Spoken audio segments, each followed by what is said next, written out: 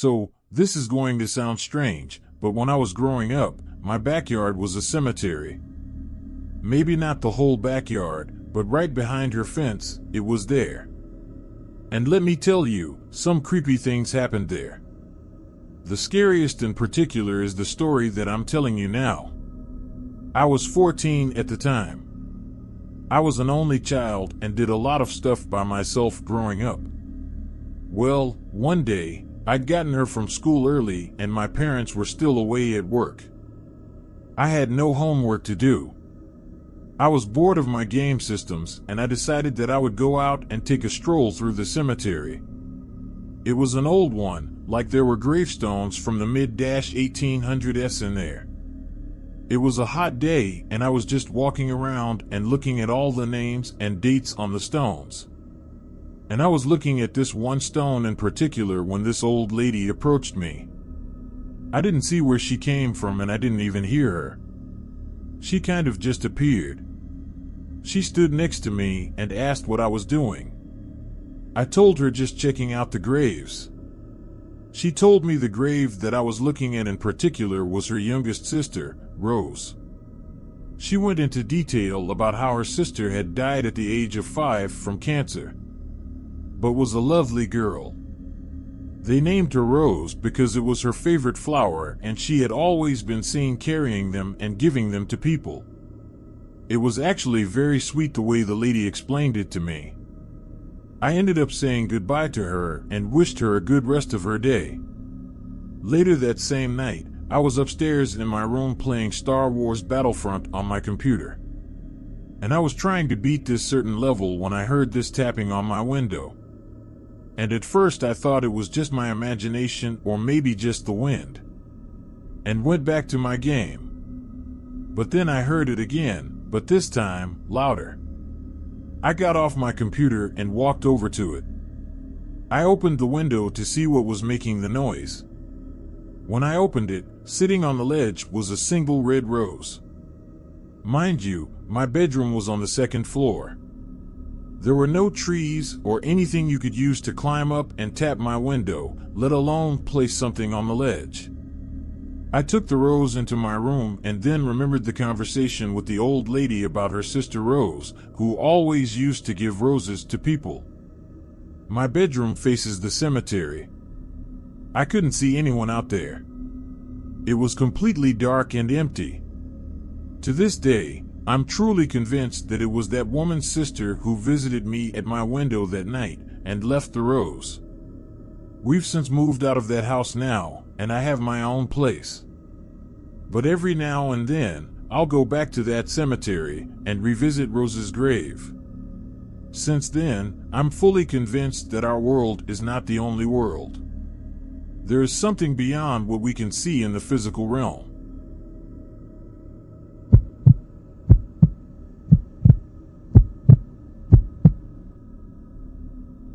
Back when I was a teenager, me and all my friends used to love to sneak out of our houses for the thrill of it.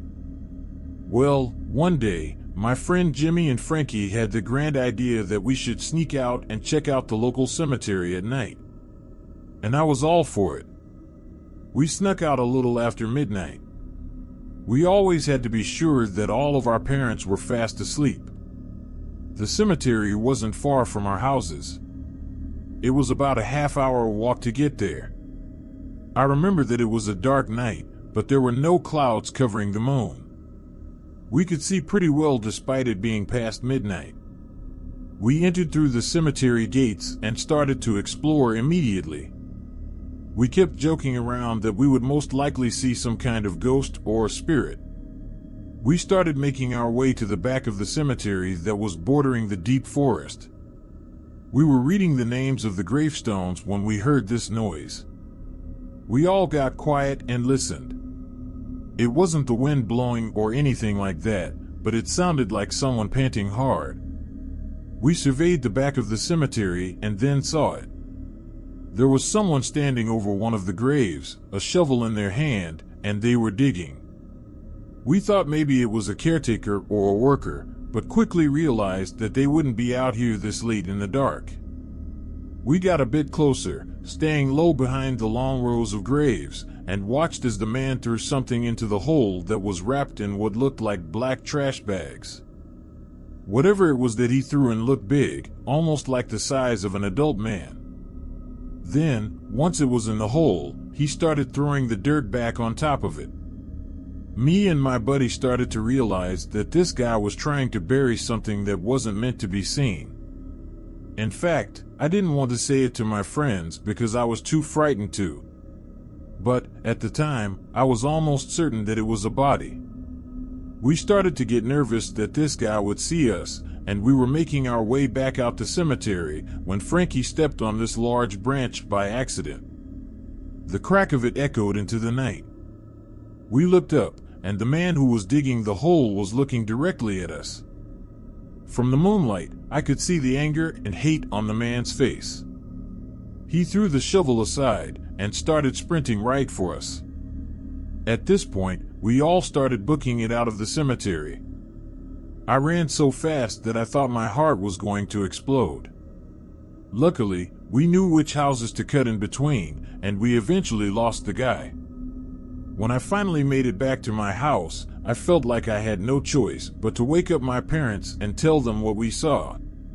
Literally that same night, the police were called out to the cemetery to investigate. They didn't find the man, but they did find the hole that he was digging. And inside that hole, they found a dead man.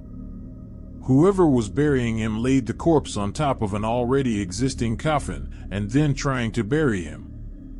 I guess he thought that no one would consider to look for a dead man inside of a cemetery. As far as I know, that guy was never caught. I believe I did see on the news that the death was gang-related, which also terrifies me because me and my friends were witnesses to them trying to dispose of it. And from what I've seen in documentaries, witnesses to criminals don't end up too well. But thankfully, me and all my friends are okay. No one has tried to contact us or harm us because of what we saw, and the police left our names out of the investigation. We're all still friends, and we still talk about that night in the cemetery.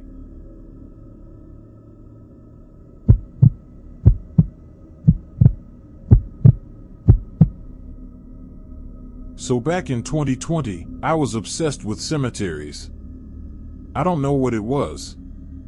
Maybe it was the quarantine, but that year, I started to learn and study everything about them that I could.